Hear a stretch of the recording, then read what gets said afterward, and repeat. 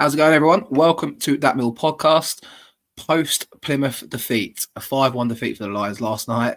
I've got Frankie with me. How are you, mate? You all right? Yeah, still here, mate. Bit of a humbling result last night, wasn't it? But that's football, I guess. We move on. It's always Saturday. Yeah, that's it, mate. It's always Saturday to put the charts right, and I'm sure that's probably what Alex Neil and the players are thinking after losing to bottom of the league Plymouth Argyle. Yes, they were fresh off their 1-0 win on the weekend against Liverpool, albeit Liverpool made some changes. They still had to go out there and beat them. We're fresh off a 2-0 victory at Ellen Road, and we're going to serve that up. But we'll talk about it a bit more detail anyway and go into full lengths with that. If you're new around here, be sure to subscribe, like the video. We do try to upload these post-match pre-content in a sense, but we also are live on Friday nights and Sundays. If you're new around here, be sure to tune in on a Friday evening about 8 p.m.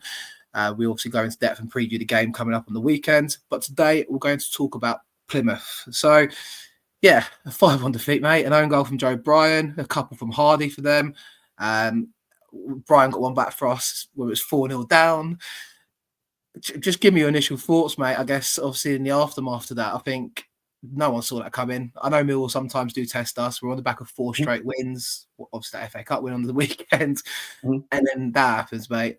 Just Millwall in a nutshell, I suppose. Exactly that, mate. I think most people knew we had this sort of result in this where we turn up and lose to Plymouth. I don't think anyone thought we'd lose 5-1, admittedly, but such is football, I guess. It's probably a bit of a eye opener to the fact of, maybe we got a bit carried away, 4 points off playoffs, blah blah blah. Still 14th in the league, still a difficult season, and it's brought us a bit back down to earth. It was a terrible performance. Let's be real. But maybe naively, maybe this is my delusion. I think we'll win Saturday. I'm almost nothing more confident after watching that we'll probably turn this around now. I hope so. I like it because you're right. Like we said, there's the opportunity to bounce back straight away, and we did get carried away. Even I got carried away, and I typically don't. I'm normally quite, I think, level-headed. So if we've won a couple or lost a couple, I'm like, look, there's a bigger picture.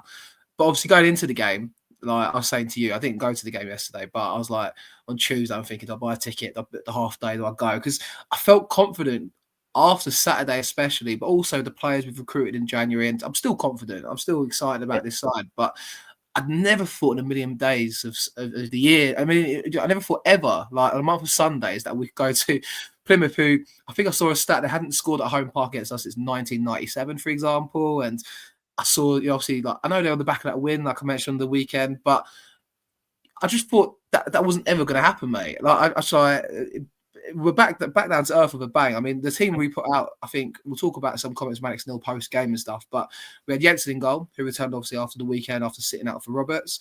We had Cooper and Tanganga centre-halves. We had right-back Crammer, who was back after being cup-tied. Left-back was Joe Bryan.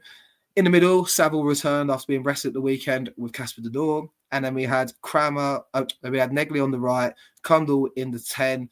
On the left, we had Aaron Connolly, and then up front was the big fucking Serbian.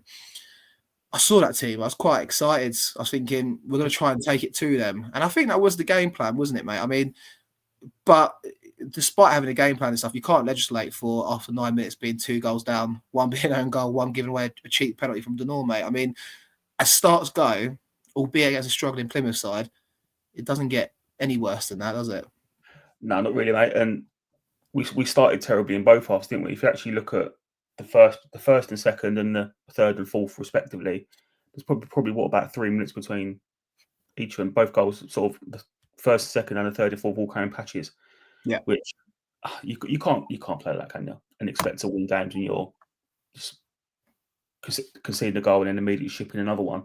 Yeah, I do think it's worth remembering that whilst Plymouth are bottom of the league, and you can sit there and say, "Oh, they're not anymore." Funny enough, whilst you could sit there and say Plymouth are down there struggling, they got a good result against Sunderland last weekend. Got a good result against West Brom after beat Liverpool.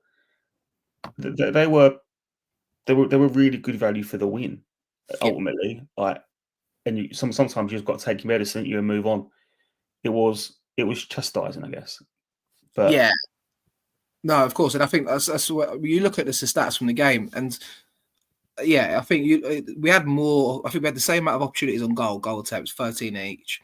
We had 6 shots on target, they had 7.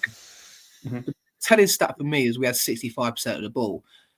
And obviously, we mentioned the first 2 goals there. I think obviously initially, I think Crammer comes out from the right-hand side, tries to confidently play it out, gives it straight to their player, then down our right, obviously he's been exposed, ball into the box. And I know Joe Bryan's been subject to a lot of criticism from fans, I think harshly so recently. Whatever your opinion of Joe Bryan, regardless, Frankie, he just lets the ball hit him, doesn't he, and go in it. Like, and to describe it, if anyone's not seen it, like it's in slow motion, isn't it? He's kind of not reacted to it. I think he's assuming someone's going to get a touch at it prior to him because it's come across the box. But what happened? What was he thinking there, mate? Just try and sum that one up for me. I think you know, head, mate. I think he was just assuming that someone else is going to deal with it, and that goal was probably a perfect representation of the whole 90 minutes. We never got going, and we were all everyone was looking for someone else to try and deal with it and make something happen, and it just never come. I mean, it would be easy to sit here for the next half hour and run through that 11, absolutely slate every single one of them, right? They all individually played a part in one of the goals at some stage, and it's almost a bit of a fool's errand to try and sit here and scrutinise and pick it apart. But it was a terrible goal, and we never woke up after that. We do need to do something. There is a bigger picture here, and we do need to do something to address what these slow starts and just a bit lethargic against sides where you think, we should be able to go here. And I'm not saying we've got any right to go and beat anyone. We don't. We're Millwall at the end of the day. Yeah. But in the games that you would highlight and say that's a winnable fixture, we have this performance in us. We've had a couple from this season alone, and we need to look into that. I think, I think so. Obviously, then the second goal afterwards, it's a kind of scramble in the box. The Nord tries to kind of get to the ball. He doesn't get there first. The player beats him to it, and he just chops something out the side of him basically and gives away the penalty, doesn't he? And before you know it, we are 2-0 down. I think it's a bit harsh, I've got to say. Do you think? I don't know. I think. Yeah, but I think ultimately he missed it was a 50. It was basically who's first to the ball. The player beats him to it. If it's the other way around and we don't get a penalty for that, I'd be fuming, to be honest. I don't know if I get what you mean. We probably wouldn't have got a penalty for that. Other way around. Let's be honest. We've seen worse not given. Yeah, I get that as well. I understand. It's not worth talking about because an overall sense of the 90, that was such a small moment. You think, 4-1, 5-1, who cares? Yeah, I know. What I'm trying to build a picture to anyway is obviously ultimately you're 2-0 down. And I think for the rest of that first half anyway, we had more of the ball, like we mentioned. I think we had 70% in the first half. We had 4 corners. But then at that point, even if that was the game plan to have more of the ball, try to be progressive with it, you're giving yourself an uphill task there, haven't you? And you mentioned, you're rightly so, their last home games, they've been good at home park in general. I think they pick up most of their points there this season. I don't think they've won away from home in the league, if it might be mistaken. But they sit on the form table in 16th place. They pick up 24 points at home. And this season, they've overall got 28 points. So a team that's notoriously good at home, and you give that a start, you're right to put the sloppy start. But regardless, you go there and you give yourself an uphill task, don't you, mate? And it's where'd you go from there? We tried to huff and puff. We had a chance from Negley, a couple of corners into the box where we kind of asked questions, and then defensively. But then you're 2-0 down at half time, then you go into the second half. And I want to talk, I know obviously not talk about individual mistakes if you don't want to go on to players, but the fourth goal in particular, where Saville gives the ball away and Cooper's just slow to react to it. I think you sum it up right there, almost trying to wait for someone else to do something for you, almost kind of expecting someone else to take the onus in the game. And no one took that ownership, did they? No. Cooper, he was running through a tree cord, bless him, didn't he? He always does anyway. He's always slow. Even for him, that was incredibly slow. Yeah. None of the goals were good. And I guess is there a positive to take in that in a weird way of that's all stuff it was all our undoing, isn't it? Yeah. It's all in our gift, I guess, is what I'm trying to say. But Jesus Christ, that's probably the worst silver lining. Let's talk about a bright spark, another one then. Femi Azeez then, right? So I think this is a positive. Obviously, he didn't play him. Would you make of that firstly? He didn't start him. Would you have started him yesterday? No.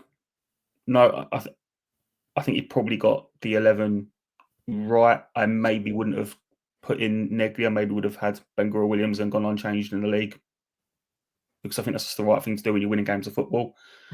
I can see why he didn't do that, and I can see why he put Negley in, wanting to sort of integrate him into the team a bit more.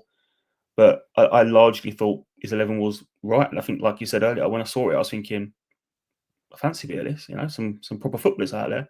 Yeah. That age like milk, but there you go. So yeah, Aziz comes on anyway and tees up the Brian opportunity to score, and obviously Brian tucks it away to score 2 in that goal for the night.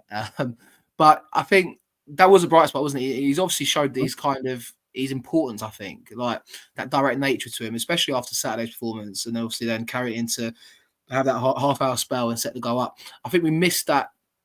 Whilst we had a lot of the ball and we gave Plymouth the opportunity to sit in deep and gave him the 2-goal head start, I think it highlights, especially with Aziz, that his pace, and I think the decision that's playing was right, because you don't want to rush him back and then him break down again, do you, Frankie? And I think that's key there to that. But I think if you fast forward to this Saturday coming, like, you need that pace in the side, and I think he offers that in abundance, doesn't he? But also that kind of unexpectedness about him, I suppose, dare I say it? Yeah, he's got a bit of X factor, and he can make stuff happen. We saw that against Leeds. We've seen it a couple of times. He can beat a man. He's electric on the break. I think everything we did yesterday was all in front of Plymouth, mainly because they were 2-0 up after 10 minutes.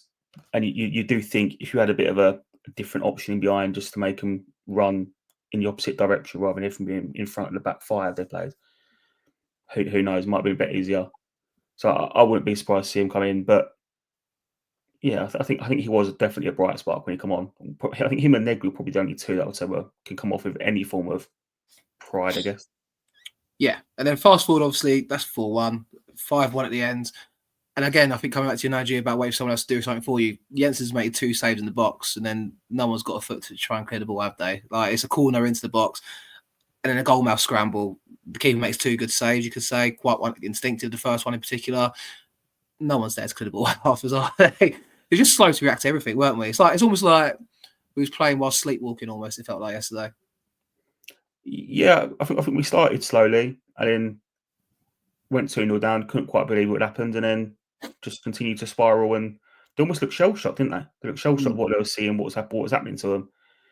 I felt for Jensen yesterday. I don't know what your thoughts were, mate, but I saw quite a lot of criticism from online and stuff, and he didn't play well. None of them played well, but did he do much wrong either, in your opinion? No, I don't think so. I think I was quite vocal about the idea that I thought Roberts was a good goalkeeper going into the season. And then, obviously, he's served up that performance on Saturday. Mm-hmm. I don't think Jensen deserves to be dropped, not at all. And I don't think last night even confirms that either way either, to be honest. I think, clearly, Jensen's been the number one choice most of the season. He's played, I think they said on the commentary, 30 starts out of 31, obviously, with the injury that he had. He missed the game against Portsmouth. But you've got there like a player that he's the investment, isn't he, Frankie? Like, he's the one we signed for money. You don't like, you can tell he's a confidence goalkeeper. There's no doubt about it whatsoever. Like, but do you risk? As much as I like to see Roberts play, until Jensen has that string of bad performances, I don't think you deserve to drop him. But then, like, back to the confidence point, he strikes me as a goalie that if you did take him out the firing line, how's he going to take that? How would he respond to that?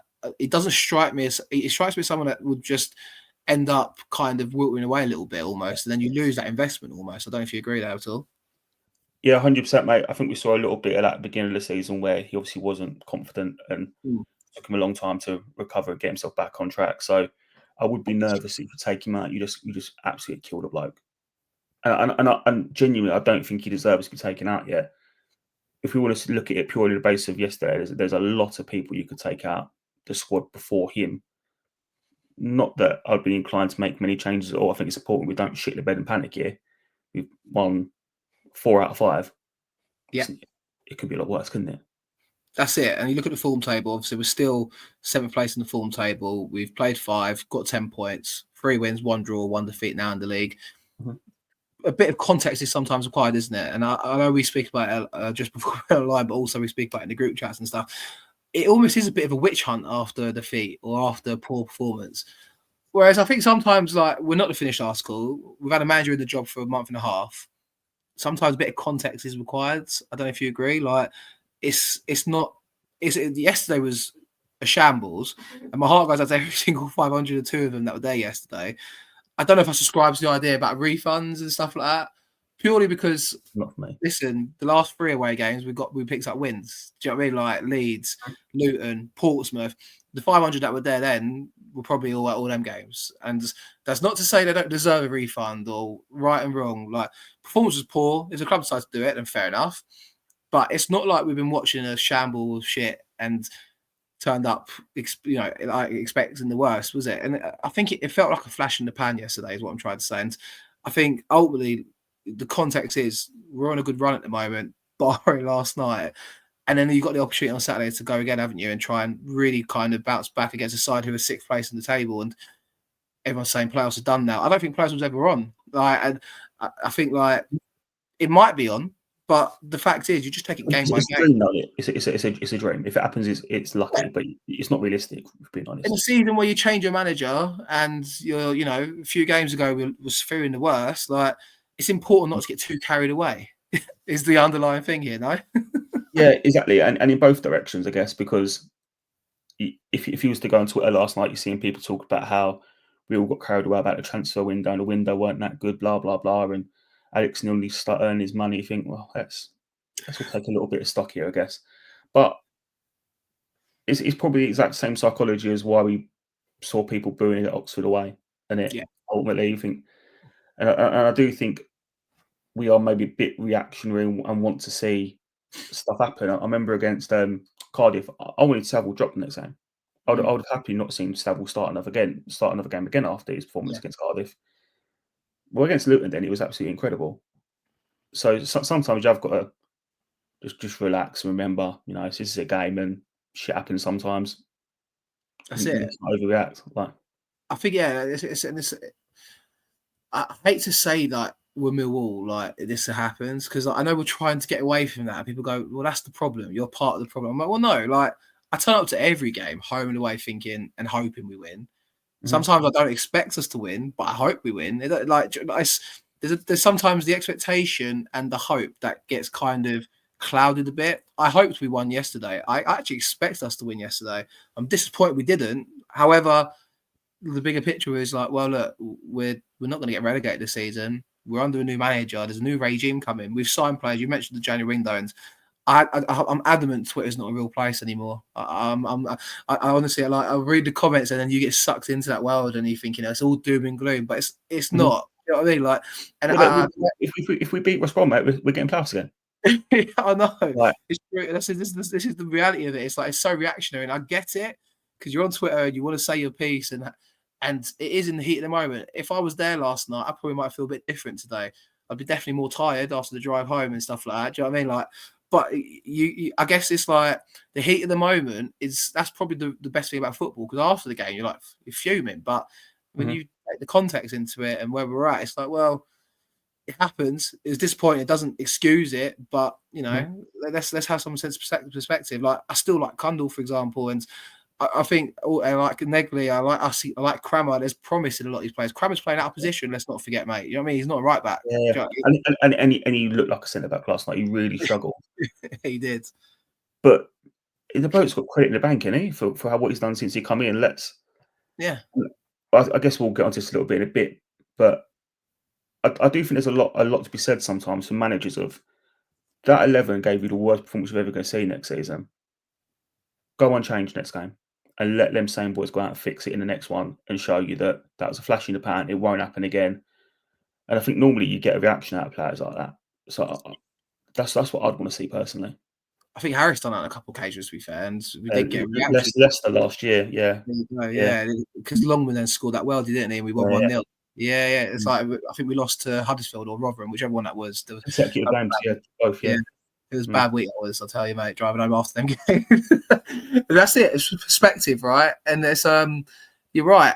I personally think he will make changes because we've got so many options to choose from. I think there will be a few changes naturally. I think Aziz has to come back in on the weekend, but that's more to talk about, I suppose, when we talk about that game coming up. But I think I wanted to touch a bit on his comments. He came out afterwards, and the club decided to upload his full interview after the game. Doomsday on Twitter. You might as well upload the full interview. It's 3.5 minutes long. You can find it on Twitter if you want to listen to it, guys. Because I thought it's easy to come out and then be like very honest and everyone to praise it. Would we be praising that if that was our 10th loss in a row and all the honesty and stuff like that? Probably not, but it's always contextual, right? And there's always that kind of thing to it. But it was interesting, some of the things he said there. One thing in particular, he said, it's my fault trying to change things too quickly, like to the effects basically going on to say, I understand that wasn't. I think he even said that wasn't a Millwall team Yeah, today, yeah. and I think that was interesting because he's right, and I think that's just a fear. But again, he's not creating the bank because of the last 4 games prior to last night. But that's my fear. Sometimes it's a evolution, not revolution. But at the same time, I'm sitting down on Saturday watching this game in Leeds, and I'm enjoying myself, and I'm like, yeah, like fuck the evolution. Let's do the revolution. We've got Kundal playing, we've got Negley playing. I'm Yeah, like, yeah. yeah, come on. When it Things goes, get tight, yeah. you know what I mean? It's like it's so funny how it can just change in the space of a couple of hours because that's what football does. It's so reactionary. It's so changing, right? And you're like, hey, I get it completely. But it was interesting though. He said that, and what does he mean by that? Do we think is he trying to say, yeah, we shouldn't have 70% possession tonight. We shouldn't be trying to pass it around the back. Jake Cooper shouldn't be trying to play diags every 30 seconds or try and pass it around the back. What do you think he meant by that? Is what I'm trying to get out there. But I think he's being a bit cute, to be honest with you. I think he's just detracting from the players and putting it on himself and giving his players a little bit of respite. Because I don't know what you watched, but I don't think we played any different to how we played set up wise or sort of patterns from Leeds or Portsmouth or QPR. We tried to do the same things. Yeah. I think his comments about Leeds was a tactical battle and today was yesterday was a physical battle, and when we have to go to war and be combative and up for it, and we fell short in that regard. I completely agree with that, and maybe that's what he's referring to in sense of we've got too into the tactics of it and too into patterns of play, passing, triangles, blah blah blah. And what we really need to do is turn up and be up for it and up for a fight and sort of bloody their mouth a little bit, and we didn't do that. No, So I think you're bang maybe on. that's what he's talking about. I think you're actually bang on that, and that's not something you're right. Like every game in the Championship's a slog. Like, and I think with Leeds, naturally, you got 2,000 Millwall fans there. It's not hard to be out for that game as a footballer. I don't think. Like even Negley, towards the end of the game, that again, giving it some, and the players all wanted to put a performance on, not only for themselves but also for the fans that travelled, for the club, and you could see it was really kind of like. It weren't even back to the wall Saturday. We deserved it, but I'm not here to talk about that game. I was only talking about last night. But it's I mean, more fun though, wouldn't it? Like, yeah, would be. We just go back to talk about Leeds again because I had a fine day out in Leeds, mate. I'll tell you. We should do that, yeah. But that is it's true. Like every game's a fight, but I think you're right. Like how we're trying to play, what we're trying to do. But at least he noticed that. So what does that mean for Saturday? Is he meaning? We're going to go back to a bit more kind of up and at them, or I thought to not talk about like individuals. I thought, for example, the Serb was isolated yesterday. Do we try and get someone like Watmore back in the side to try and get in and around him? What does it mean? I don't think he changes anything. To be No, genuinely, I think if he was to, I think he's talking all about mentality rather than tactics, formations, personnel. I think it's all about the mindset of players, and that's where we fell short yesterday. And that's what he'll be desperate to get right and see a response from on the weekend. And let's be real, we do need to see a response. We can't follow that up with another lackluster, lethargic performance. We need to see someone put in a tackle. Like we need to see our players up for it, and I think that's what he'll want from it. But I can't see mass changes. I think also it's a West Brom side that, if I'm not mistaken, I think they won on the weekend at Sheffield Wednesday, but they're not in the best shape of forms either. No. I think they've won. I'm going back here. I'm just literally looking on the cuff here. They've won 3 games in 2025 in all competitions. So opportunity there. They got a new manager, obviously, with Tony Mowbray there. It is a real chance to just go back out there and put that Mill-esque performance on, if you want to say it that way. Yeah, exactly. And I think the players are probably desperate for the weekend. If he was to go into that dressing room right now, I bet you the likes of Cooper, Saville, Denor, Brian, that all had poor games, are probably all sitting there thinking, I cannot wait for Saturday and an opportunity to make this right. And that's what Saturday is. It's an opportunity to make amends from a diabolical away performance. Would you play B Mitchell on Saturday? I just want to throw a little curveball into the mix here. I don't know what your thoughts are on Billy Mitchell, if I'm totally honest, but I felt like on Saturday, for example, at Leeds, he helps kind of play that kind of style, plays, move the ball a bit quicker. I think with Saville at times, Saville is a battler, so maybe that kind of dictates to being that Mill performance on Saturday. I think Billy gets scapegoated quite unfairly, to be honest with you, but I think also him and Denor in the middle, it seemed to help the ball tick over a bit quicker, move a bit quicker. Would you consider him, for example? I think I'd probably consider him and Denor on Saturday personally. I'd consider it. I certainly would consider it. I've said this for a couple of weeks now. I wouldn't be anti seeing Billy Mitchell at right back. I know it's not where he plays. I know it's not his strongest position, but you look at what you ask of centre midfielders and the right back is quite a similar skill set, really. Yeah, and I can see him going and dropping in there and doing a job if Kramer's struggling, I guess, out there. Would I start him? No. I think I'd stick with Saville and let Saville fix it. Saville's got a habit of turning out an absolute turgid performance and then following it up with his best performance of the season. That's what he does. He's done it for years. Got to call you out and say, let Saville fix it, by the way. I have to call you out on that comment. Because if I don't call you out on it, the comments will call you out. That was an accident as well, mate. So yeah, I agree with you. He is the kind of player that will bounce back and go again. It's noticeable though on the bench yesterday as well. No Langstaff still. Is he? What's going on there? When's he due back? Or seems like he's kind of just forgotten, man. I know he didn't travel Saturday either. That it does really kind of make a problem, I think, in especially up front. Like, I'm not saying the side was off the ball yesterday. I think everyone was off the ball yesterday. But it does open up to, do you move Connolly up front? Do you change things around a bit there as well? I know you're saying probably go again the same team. And to be honest with you, I wouldn't mind it. I think it does. The players do deserve the opportunity to go again, I think. And maybe I'd consider putting Connolly up front and putting Aziz out wide. I don't know. What do you think of that one?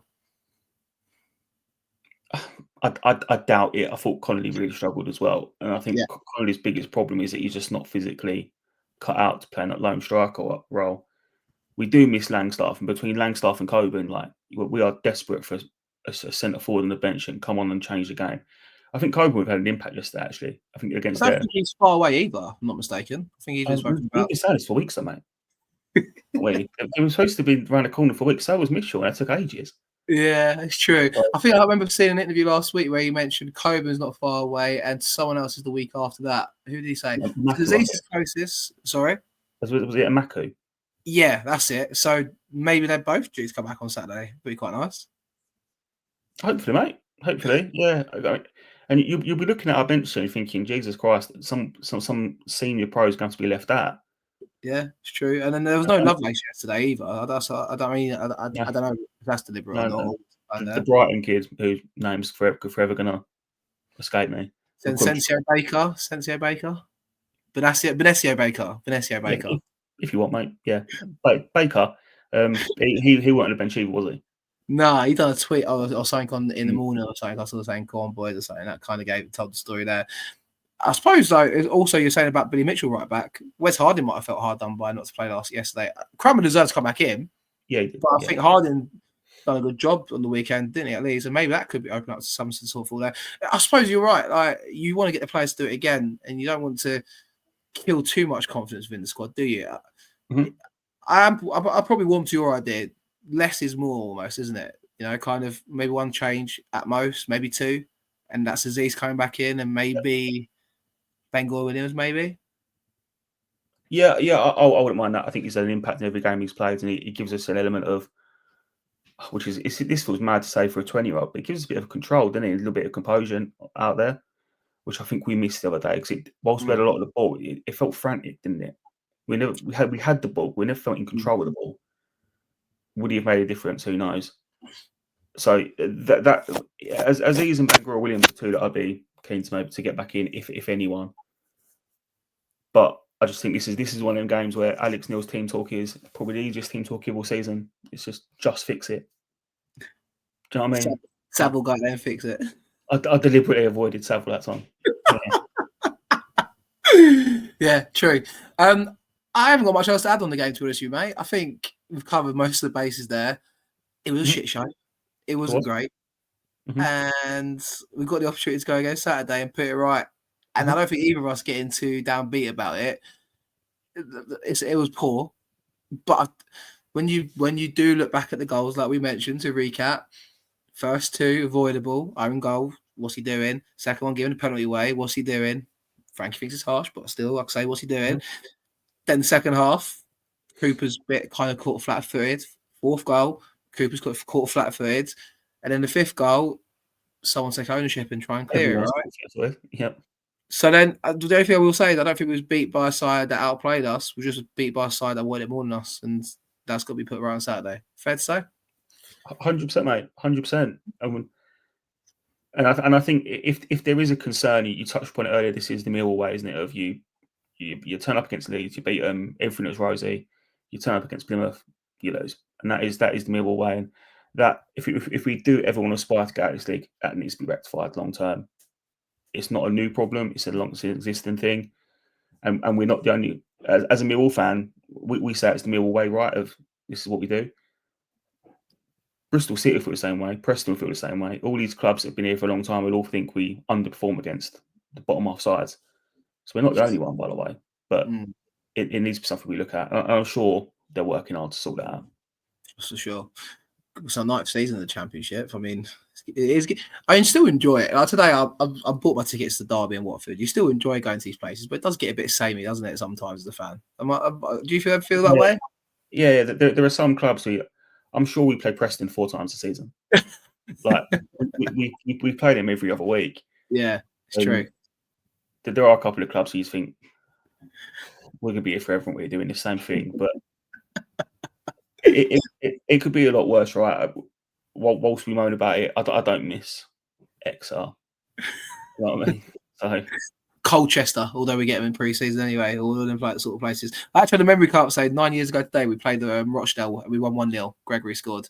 I enjoyed League One away days though. It's that short spell. I think you're right, not for a sustained amount of time. Same thing. I look at it now, but those were good days, I suppose, when we were going to games. We were likely to win a bit more than not away from home. I wouldn't mind a year of like Man City away. I know we'll get absolutely smashed, but I reckon I'd survive. 36 losses and 2 wins, both of them against West Ham. That's all I'd want if it was in the Premier League. I'd be quite happy to admit that. I think we're lucky to get them 6 points, mate. I know. It's very true.